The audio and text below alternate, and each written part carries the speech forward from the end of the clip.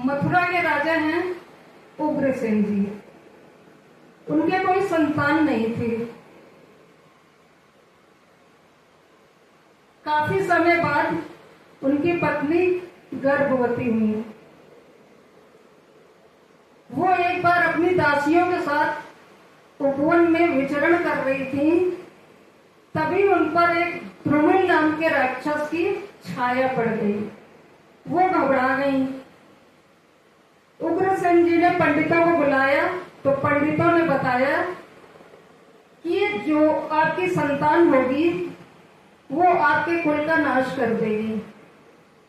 तो जब वो पैदा हुआ, उग्रसेन जी ने चुपचाप उसको लता पता में लपेट के समुद्र में फेंक दिया। वहीं पर उनके भाई सूरसेन, जो वासुदेव जी के पिताश्री हैं, जब कर रहे थे, उन्होंने उस बच्चे को उठाया और अपने साथ ले आए।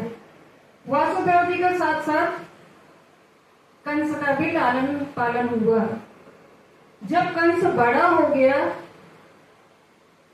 तब देवर्षि नारद ने आकर उसे सब कुछ सत्य बता दिया कि तुम सूरसेन के पुत्र नहीं हो, तुम राजा उग्रसेन के पुत्र हो। और ऐसा ऐसा पंडितों के कहने पर उन्होंने तुम्हें समुद्र में फेंक दिया था।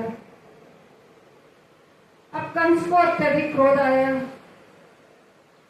उसने सर्वप्रथम शंकर भोले बाबा जी की घोर तपस्या की। भोले बाबा ने प्रसन्न होकर उसको एक धनुष दिया और कहा कि इस धनुष को कोई तोड़ नहीं सकता, और जो तोड़ लेगा वो तुझे छोड़ेगा नहीं। अब उसने क्या किया, वो तो दुष्ट आत्मा था कंस। उसने एक राक्षसों की विशाल मंडली बनाई। एक से एक आतिताई भयानक राक्षस सबको अपनी मंडली में शामिल किया और राजा उग्रसेन जी को, यानी कि अपने पिताश्री को, जेल में, कारागृह में बंद कर दिया और खुद राजा बन गया।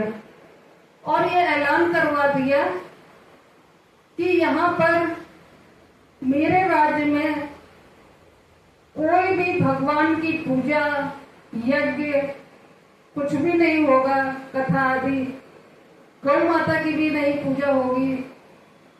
पूजा ही करनी है तो सभी मेरी पूजा करेंगे, क्योंकि मैं ही सबसे महान हूं। कहते हैं ना कि जब धरती पर पाप अधिक बढ़ जाते हैं तो भगवान को अवतार लेना ही पड़ता है। भगवान ने कहा भी है श्रीमद् भगवद गीता में, यदा यदा ही धर्मस्य ग्लानिर्भवति भारत अभ्युत्थानाय धर्मस्य तदात्मानं सृजाम्यहम् परित्राणाय च साधूनां विनाशाय च दुष्कृतां धर्म संस्थापना अर्थे संभवामि युगे युगे। हरि ओम।